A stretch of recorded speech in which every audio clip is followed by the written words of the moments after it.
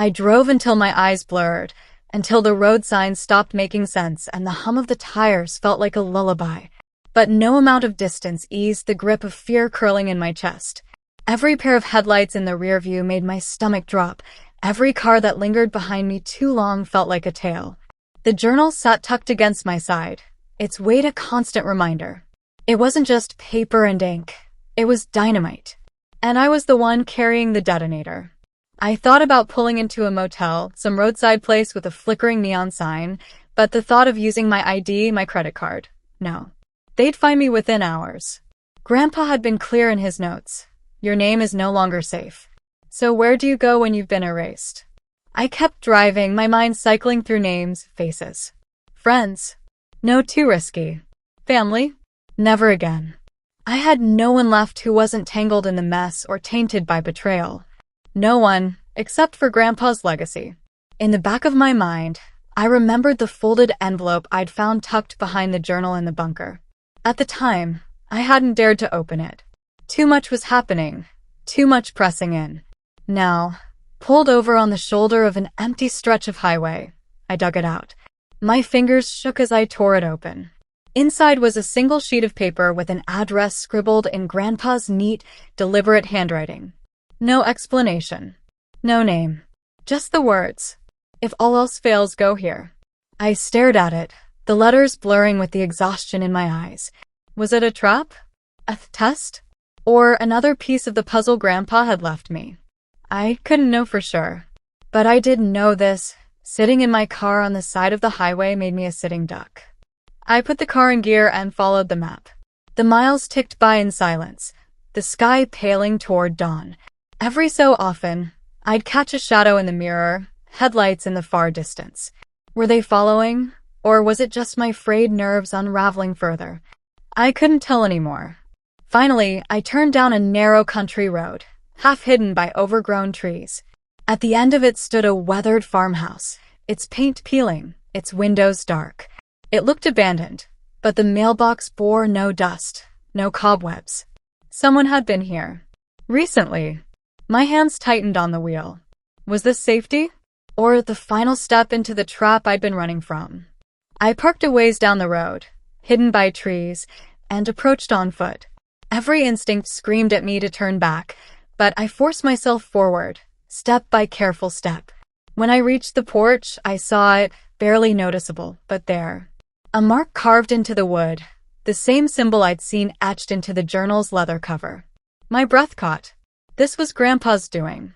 Before I could decide whether to knock or run, the door creaked open. A man stood in the doorway, middle-aged, weathered, his eyes sharp but not unkind. He looked at me like he'd been expecting me. "You're late," he said. I froze. "Do I know you?" He shook his head. "But your grandfather did. Come inside. You're not safe out here." I should have run. Every survival instinct in me screamed that trusting strangers was suicide. But something in his voice, steady, certain, threaded with the same quiet confidence Grandpa had always carried, stopped me. I stepped inside. The door shut behind me with a soft finality, the journal heavy in my arms. And for the first time since leaving the bunker, I felt something other than fear. Not safety. Not yet. But maybe the first hint of direction. The farmhouse smelled faintly of old wood, coffee, and something metallic like gun oil. The man led me inside without another word, his footsteps measured, deliberate. I clutched the journal tighter to my chest, every nerve sparking with distrust. "Sit," he said, gesturing to a worn kitchen table. His tone was firm, not unkind, but commanding in a way that made my body obey before my mind could argue. I sat, eyes darting around the room. It wasn't abandoned at all. The cupboards were stocked. A lantern sat ready on the counter, and maps covered one wall. Detailed, marked, annotated. This was no farmhouse. This was a base. He poured me water from a chipped pitcher, slid the glass across the table, and finally met my eyes. "Your grandfather told me this day would come." The words hit me like a slap. I swallowed hard. "Who are you?" He hesitated, then said, "Name's Cole. Your grandfather and we worked together a long time ago. Special operations off the books." He saved my life more than once. When he told me about you, I owed him enough to listen. I stared at him, trying to piece it together. My grandfather, the quiet man who used to fix clocks and build model airplanes with me on rainy afternoons, and this stranger claiming they'd shared a life of covert missions. My voice was barely a whisper. He told you about me? Cole leaned back in his chair. His expression softened, just slightly. He said you'd have a choice to make one day. That you'd be caught between your family's lies and the truth he left behind. He didn't know when or how, but he was certain it would happen. I felt my throat tighten. Grandpa hadn't just prepared the journal, the car, the bunker. He'd prepared people. Allies. Like this man sitting across from me, steady as stone. But that also meant something else. They're after me, I said. The words cracked as they left my mouth. I can't go home. I can't go anywhere. I don't even know who's watching, or how close they are. Cole didn't flinch. You're right. You've been burnt. Once they know you've got something that can expose them, you stop being family. You stop being a person. You're just a liability to erase. The chill that ran through me was sharper than anything I'd felt yet. What do I do? I whispered. Cole leaned forward, resting his forearms on the table. His eyes locked on mine, steady and unwavering. First, you survive. Then you decide if you're willing to carry this all the way through. Your grandfather wanted you to have the tools, but only you can choose whether to use them. I looked down at the journal. Its cracked leather, its hidden weight, seemed to pulse with significance. Why me? I asked. Why not just do it himself? Cole's face darkened with something I couldn't read. Regret, maybe. He was dying. He didn't tell you, but I think you know. He didn't have the time to finish what he started. He believed you could. A silence stretched between us. My hands shook as I traced the journal's edge. Listen carefully, Cole said. They'll come for you again. And next time, they won't send shadows. They'll send fire. You need to decide if you're going to keep running, or if you're going to hit back. The room seemed to close in around me. My heart pounded, but beneath the fear, I felt something else flickering to life. Something sharper. Stronger. Resolve. For the first time since this nightmare began, I didn't feel like prey. Not completely. I nodded slowly. Then show me. Show me how to fight back. Cole's lips curved into the faintest smile. Not triumphant, but grim, like a soldier watching someone finally pick up their weapon. Good, he said. Because you won't get another chance. The first thing Cole did was take my phone and snap it in half. I nearly jumped out of my chair. What are you doing? He dropped the pieces in the trash can like they were gum wrappers. Rule number 1, stop carrying your own tracking beacon. If you're serious about surviving, you have to let go of everything that makes you easy to find. My mouth opened, then closed. He wasn't wrong. The paranoia in me, already humming like electricity, kicked up another notch. If they'd tracked me here, if someone was already circling, then what? I asked, trying to mask the unease in my voice. Cole gestured for me to follow. He led me through the farmhouse and down into a cellar that looked nothing like the cozy wooden salt smell above. The air shifted, colder, metallic. Fluorescent lights buzzed as he flicked a switch, revealing what was below.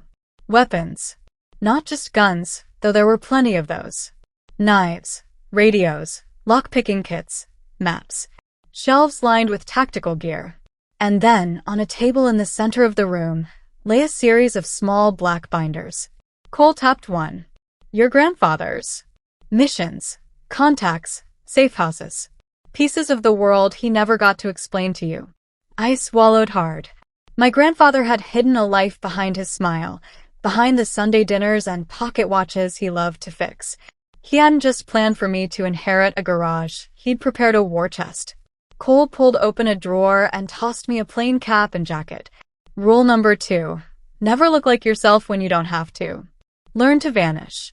I slid them on, the fabric stiff, smelling faintly of oil and dust. He studied me for a moment, then shook his head. You move like someone waiting to be seen, he said flatly. That'll get you killed. Annoyance flared in me. Well, forgive me if I haven't had much practice disappearing. His lips twitched in something almost like amusement. Then let's change that. For the next hour, he put me through a crash course in invisibility. How to notice cameras without staring at them. How to use reflections in windows. How to slip into crowds without anyone remembering your face. It was clumsy at first. I kept tripping over his corrections, feeling like a child learning to walk again. But somewhere in the middle of it, I felt a strange shift. For the first time since everything imploded, I wasn't only running. I was learning how to bend the chase. When we paused, Cole handed me a glass of water. His eyes softened, just barely. "You're quicker than I expected." He was right about you. The words caught me off guard. He talked about me that much? Cole nodded. Said you had his grit. That when it mattered, you'd stop looking for someone else to save you. You'd save yourself. I looked down at my hands, still trembling faintly around the glass. Could that really be me? The woman who only weeks ago was shattered by betrayal, paralyzed by fear? Before I could answer, Cole's expression hardened again. He moved toward a black duffel on the table and unzipped it, pulling out a handgun.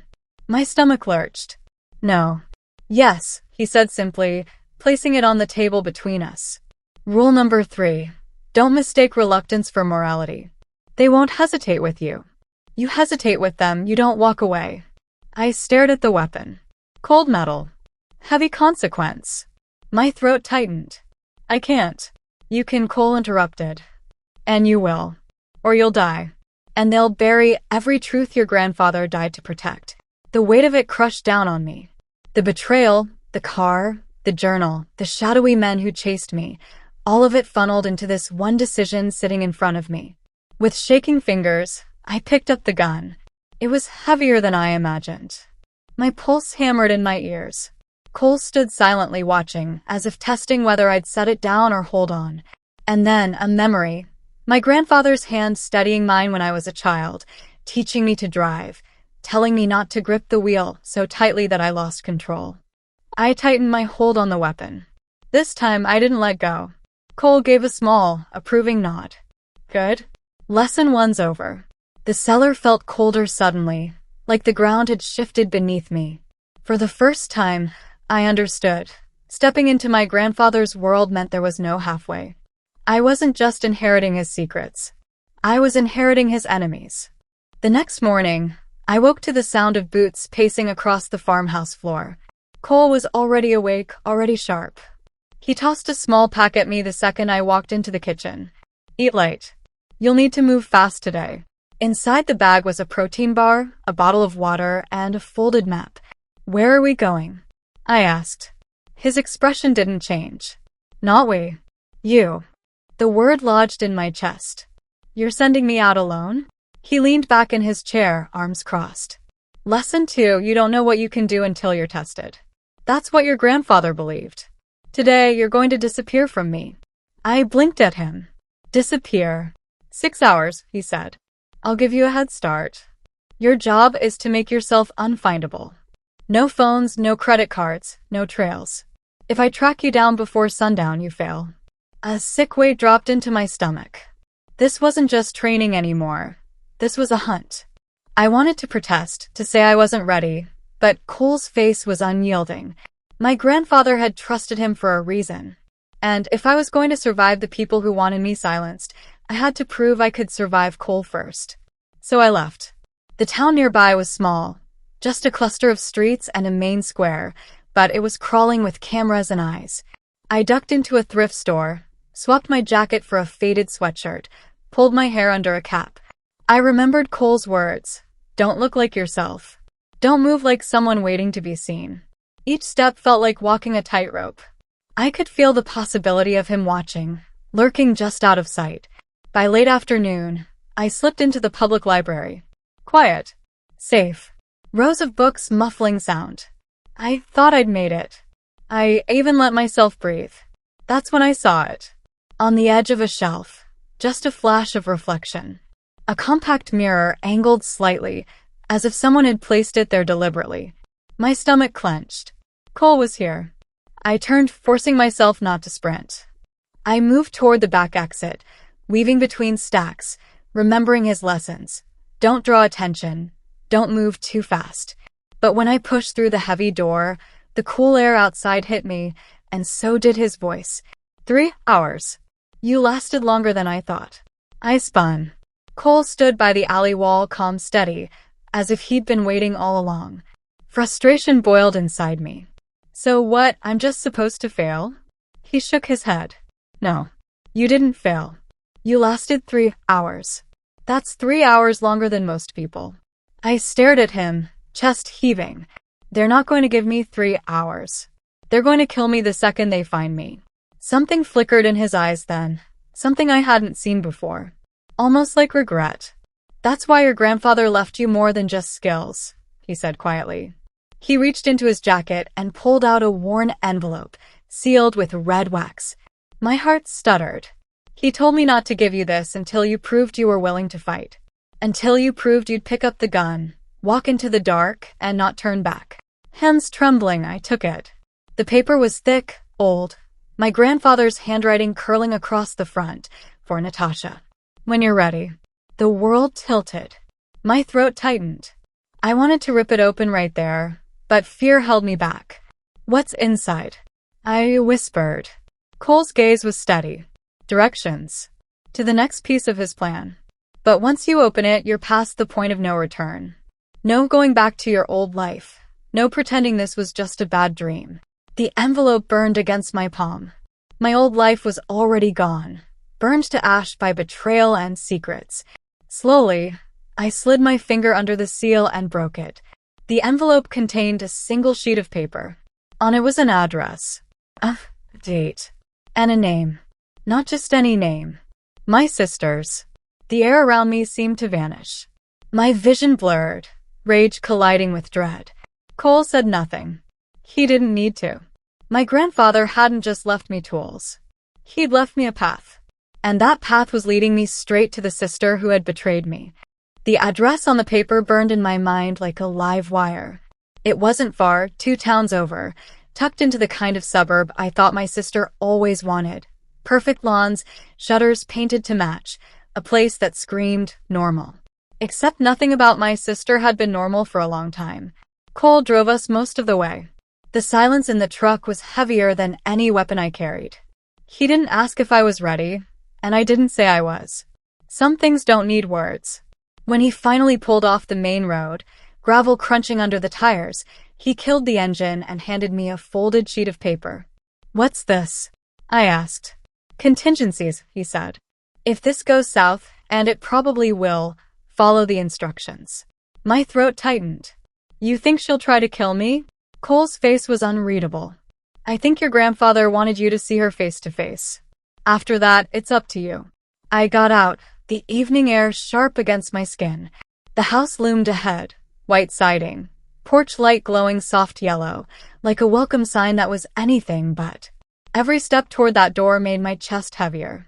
I remembered the last time I saw her, her smile too sweet, her voice dripping sympathy when she told me to be strong after David's betrayal. I hadn't known then that she'd been weaving her own lies behind my back. I climbed the porch steps and knocked.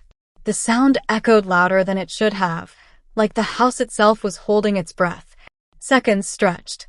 I thought she might not answer, that maybe this was all some cruel misdirection. But then the lock clicked, and the door swung open. There she was, Rachel. Her hair was shorter, sharper, her clothes expensive and sleek. But her eyes, the same cold calculation I remembered, were unchanged. Tasha, she said, smiling like we were just sisters again, like she hadn't ripped my world apart. I was wondering when you'd find me. The words sliced through me. My grip tightened on the strap of my bag. You knew I'd come? I asked. She tilted her head, leaning against the doorframe. Of course. He trained you well, didn't he? Just like he trained me. The ground seemed to tilt beneath me. What did you say? Her smile widened, cruel now. You really thought you were his only heir? His only legacy. For a moment, I couldn't breathe. My grandfather had left me this trail, these secrets, this chance at survival. And now Rachel was claiming she'd had her own piece of him all along. Behind me, I felt the faintest shadow shift. Cole, waiting, listening. Let's not do this at the door, Rachel said, stepping aside. Come in. We have a lot to talk about. Every instinct screamed not to cross that threshold, but I did. I had to. Inside, the house smelled faintly of jasmine and lemon cleaner. Too clean, too staged. Papers were neatly stacked on the table, a laptop glowing faintly. But what caught my eye was the framed photo on the mantel. Rachel, shaking hands with a man I recognized from the documents my grandfather left me, one of the key players in the conspiracy. My blood turned to ice. "You were never just in the background," I whispered. "You were one of them." Rachel's smile softened, but her eyes gleamed with steel. "I was smarter than you. I chose the winning side." I stared at her, rage boiling. "And you think they won't discard you the second you stop being useful?" She shrugged. "Maybe. But at least I won't be running for my life like you." The air between us thickened, sharp as glass. I could feel Cole's presence behind me, silent but ready. Rachel leaned closer, lowering her voice. "You're in way over your head, Tasha. Walk away now, and maybe I'll convince them to let you live." Her words sank like poison into my chest. Walk away. Leave the truth buried. Pretend none of it ever happened. But my grandfather's envelope, his faith, his plan, they weren't just burdens anymore. They were a promise. I straightened, my voice steady, even though my heart hammered. "No, Rachel. I'm not walking away. Not from you, not from them, not from the truth." Her smile faltered then, the first crack in her perfect mask. And that's when I knew this was only the beginning.